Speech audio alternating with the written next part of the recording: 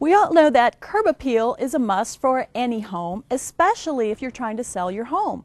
Well, one way to add that appeal is to incorporate hardscapes in your yard design.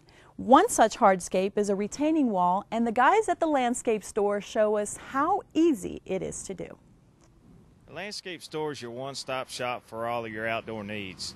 Mulch, rock, sand, fertilizer, grass seed, anything you could possibly use outside, including hardscapes.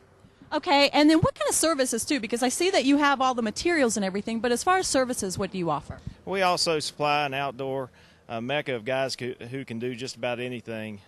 Anything you need, all the way from grass mowing to installing large walls and patios. Wow, so you really do everything. We can do it all. Well, that sounds good. And again, when people are thinking, it's that time of year, you can't really tell it by the weather today, but it's that time of year, it's springtime, so everybody's looking to sort of update, refresh, spring cleaning kind of thing. You offer, so if someone wants to maybe do something with their landscaping, they can come here, but you also offer, what, consulting services where you go to their home? I personally do not, but we do have folks who will come out and find out anything you need and help you along the way. If you want something to do it yourself, I'm the guy you'd be talking to. Come on down and see me. So come see Rudd because he's going to take good care of you. Well, I understand you're going to give us, show us a very quick how-to here, and we have Ian. Is this Ian? This is Ian, Dirtworks Landscaping. I'm going to pass it on over to him, and he's going to show you a few things about how to do a wall. Okay, well, let's go for it, Ian. Good for being here. So I understand you're going to show us a little bit on sort of a how-to-do-it-yourself, what is it, a retaining wall of some sort? Yeah, this would be a retaining wall. As real estate gets more and more valuable in Virginia because everything's hilly, so the retaining walls we can use to do a lot of different things. We can level out flat spaces in the yard. We can create raised beds. You can do freestanding walls, so you can cordon off certain areas of the landscape and make usable patio space. Okay. So there's a lot of things you can do. It's a pretty simple project depending on the type of block that you get, and what we did here is just kind of lay out the beginning steps of retaining wall. Okay. These are the most difficult parts to start something. So essentially what you would do is start by digging out your footer. The footer needs to be, at least for our area, at least a foot deep by 2 feet wide. Okay. And you would excavate all those soils and get them out of the way. If it's going to be a retaining wall that holds back a hillside, you can just put that soil behind it and use it to backfill later. Okay. We would put in the bottom of the footer what's called a geotextile fabric. Okay. And this separates the soils from the gravels so that the gravel doesn't sink into the soils at a later date. It's kind of like a gravel road. When you're driving over it, you're always having to replace gravel. True. It's the same thing in a footer, so we always put the geotextile in there to hold that gravel up. Okay. Then you get at least a 6 to 8 inch base of gravel. Crusher run is what we would typically use, and get that compacted.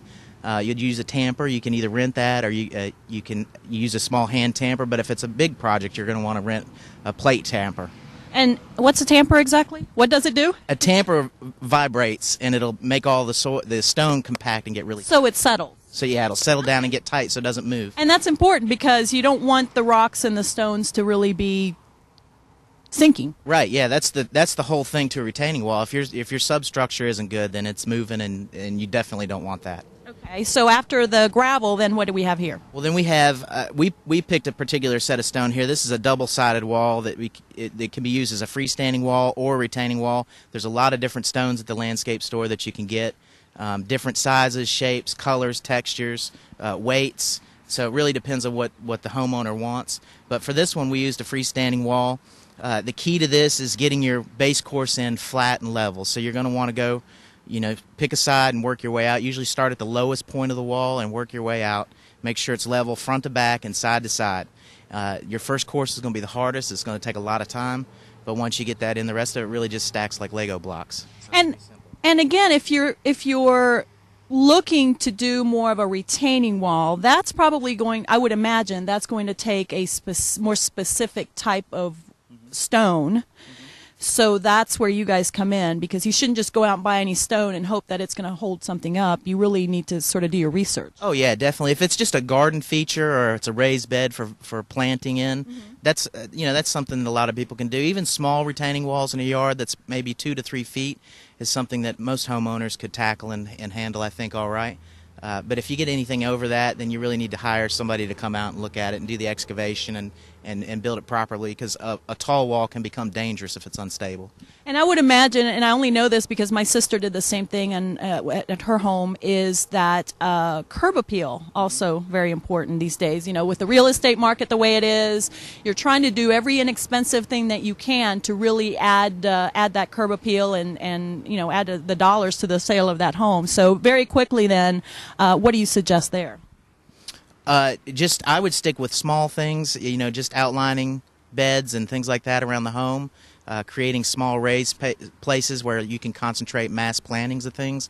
All those types of things are easy for a homeowner to do, would create a lot of value. Right now, hardscapes are the only thing that actually recapture about 110% of the initial investment. I think kitchens are still in the mid-90s, so it's the only thing that you can do right away that you're going to recapture your initial investment on the home. And again, any kind of landscaping you do is definitely is tied to curb appeal and really helps with the values of homes. These guys really know their stuff. Check them out. The Landscape Store in Troutville, 540-966-4046, and they're at thelandscapestore.net.